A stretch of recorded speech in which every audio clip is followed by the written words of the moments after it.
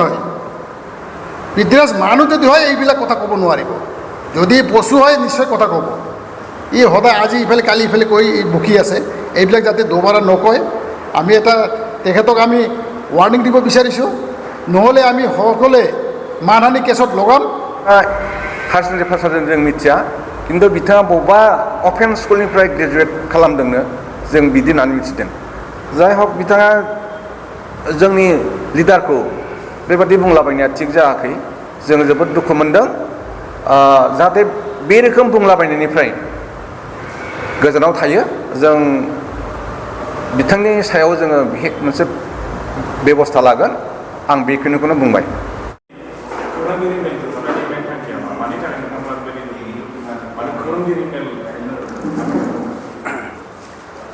आसा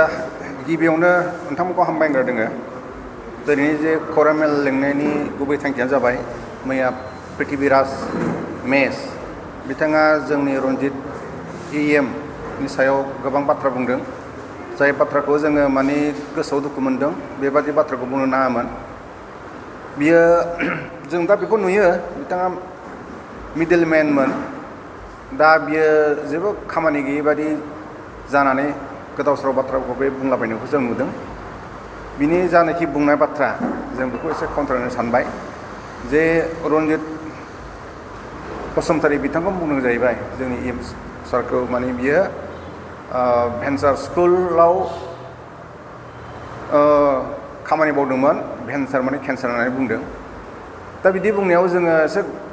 गोथौयै जों बेखौनो मिथिनो लुबैदों जाहैबाय बे कलेजखौ जोंनो गायसनदों बे कलेजखौ गायसननायाव जोंहा गोबां माने जोंनि प्रफेसारफोर बिथांमोना खस्थ' खालामनानै स्कुलखौ फोथांदों दा बिथाङा बुजिनाया गाहाम गासिबो माने स्कुल कलेज इउनिभार्सिटि बेफोरखौहाय माने प्राइभेट हिसाबै सिगां खालामग्रोयो बाहाय गोबां मानसिफ्रा खस्थ' खालामो आरो जोबथारनायाव बिनि फिथाइखौ जों मोनो दा रन्जित बसुमतारी बिथाङा बे कलेजाव मावदोंमोन जों बेखौ बयबो मिथिगौ दा बिथाङा जोबोद मोजां मानसि बियो समाजनिबो गोबां खामानि मावदों जों बेखौ स्वीकार खालामनांगोन बिथाङा गाव कलेज फरायनाय समावबो बियो बेथन मोनाजासेनो जोंनि प्रफेसारफ्रा खामानिखौ मावदों ओमफ्राय आं रन्जित बिथांनि बाथ्राखौ बुंगोन बियो जाबाय कलेजनि प्रफेसार जानानैब्लाबो बिथाङा सासे मोजां खेथियगमोन बियो मालाबा बोसोराव बेसर मावदों मालाबा बोसोराव आलु खेथि मावदों बेबादिजों बिथाङा सोलिदों ओमफ्राय पृथ्वीराज मेस बिथाङा बर' जाखाना हारसा जायगा जों बुंनो रोंला बिथाङा बर' बुंना लायो खिन्थु बर' भाषाखौ बेसेबां रोंगौ आं मिथिया बिथाङा रन्जितआ जाहैबाय जेब्लानाखि 2013 सनाव स्कुलफ्रा कलेजफ्रा प्रभिन्सियेलाइज जायो बे समाव बिथांनि नामाबो लोगोसे फैफादों माखासे जुनिन बेयाव मावग्रा मानसिफ्रा बिसोरनि लिस्टफ्रा फैफाखादों बिथाङा इनफिल्डबो दङमोन आरो बेनिफ्राय नेटबो बिथाङा दंमोन दा स्लेट दंमोन बिथाङा गावनि जेनाखि नांगौ क्वालिटि बिथाङाव दंखायोमोन दा स्कुल जानायसै कलेज जानोसै समावनो बिथाङा मा खालामबाय बियो माने गासैबो कमप्लिट नाम ओंखारखांनायनि उनाव एपइन्टमेन्टआ मोनथारनोसै समाव बिथाङा आफादाव थांदों बिनि सोमोन्दै बिथाङा हयथ' जेबो मिथिया बेखौहाय माने क्वालिटि गैयैखाय नर्म्स गैयैखाय बिथाङा खारदों बा गुबुन जायगायाव थांदों NDB जाहैदों खुनु ट्रेनिं गैया सिलाय गावनो रोङा बायदिसिना जोबोद गोरोन्थि बिथाङा जोंनि बे बेंटल ओनसोलनि बेंटल कलेजनि गासै प्रफेसारफोरखौनो जोंखौनो हयथ' बिनि बुंनाया लासिंसिं खालामदों जोङो बिथांनाव सोंगोन बिथाङा गावहा बेसेबां क्वालिटि दं बिथाङा जोंनि स्कुलाव फरायदों होननानै बुंदों बियो बे स्कुलनिफ्राय मेट्रिक पास जादोंना हायार सेकेन्डारि पास जादों जों मिथिया खिन्थु बिथाङा बबेबा अपेन स्कुलनिफ्राय ग्रेजुवेट खालामदोंनो जों बिदि होननानै मिथिदों जाय हक बिथाङा जोंनि लिडारखौ बेबादि बुंलाबायनाया थिग जायाखै जों जोबोद दुखु मोनदों जाहाथे बे रोखोम बुंलाबायनायनिफ्राय गोजानाव थायो जों बिथांनि सायाव जोङो मोनसे बेबस्था लागोन आं बेखिनिखौनो बुंबाय बावनो नुनो मोनदों जे नोंथांमोननि दोलोनि गाहाय नेहाथारि बिथांखौ मोनसे आरजाथावि मासे जुनारजों रुजुदों दा नोंथांमोना बिनि सायाव मा औ बेथ' जोबोद दुखुनांथाव बाथ्रा लिडारफोरखौ बबेबा मोनसे जुनादजों पशुजों रुजुनायाथ' आरजाथावि बाथ्रा दा सोरबा सासेखौ बेबायदि इनाय माने बुंनायनिफ्राय गाव बेसेबां पारफेक्ट मानसि बेखौ साननाया मोजां जुदि सोरबा लिडारखौ जोंनि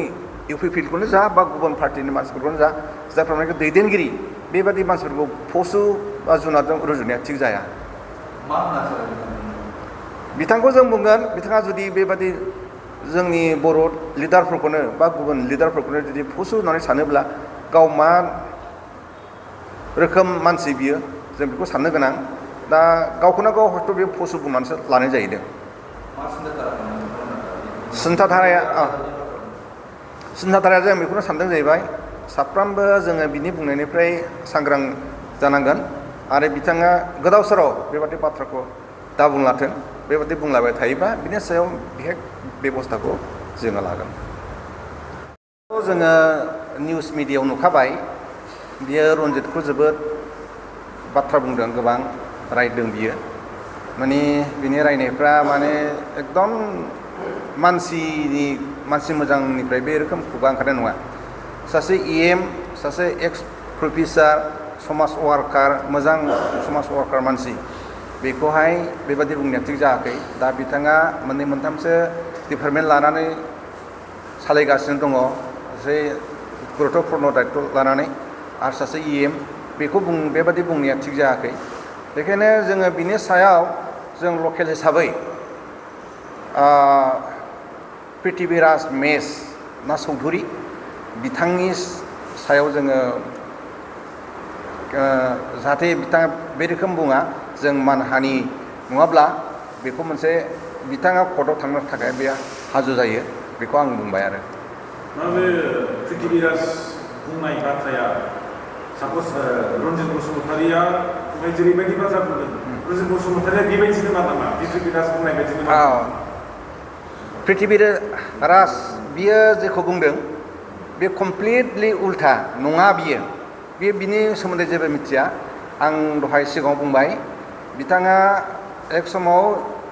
बे इन्दिफोरखौ लायनायाव बिथाङा जोबोद खामानि मावदों बेनि थाखाय बेखौ बाख्नायो खिन्थु दा बिथाङा मिडेलमेन जानानै गावदि मा रोखोम जानांगौमोन गाव मा पजिसनाव थानांगौमोन बे पजिसनखौ बिथाङा थानो रोङाखै बेनि थाखायनो बिथाङा जानला मोनला बाथ्राफोरखौ बुंलाबायो आं बेखौ मोनसे खावलायहरनो सानदों जुदि बिथाङा बर'ब्ला आंनि बुंनाय बर' रावखौ बे बुजिगोन जाहाथे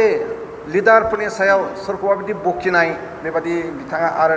नैथिबार बुङा बिनि थाखाय आं बिथांखौ खावलायहरो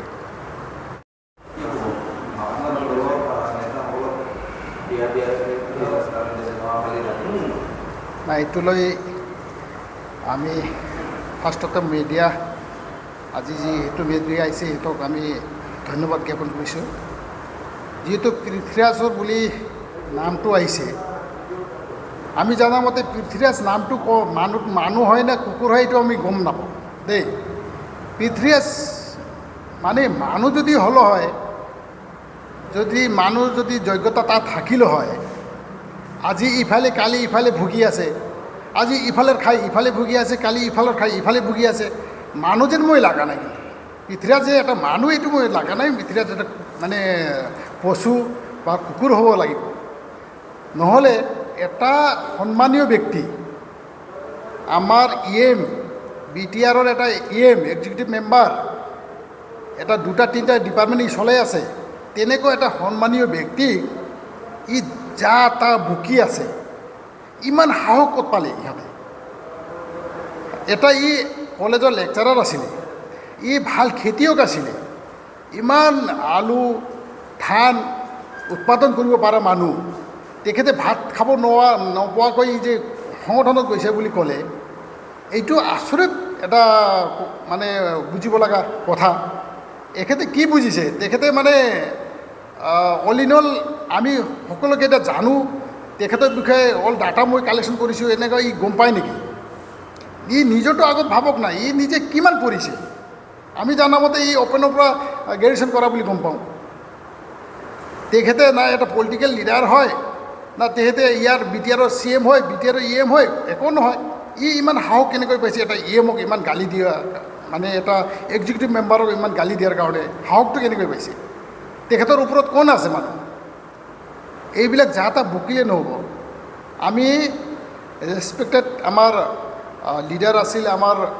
লেকচাৰৰ আছিল, আমাৰ এতিয়া বৰ্তমান BTR EM হয়, তেখেতক এইবিলাক কথা কোৱাটো আমি মানে আমাৰ সমাজে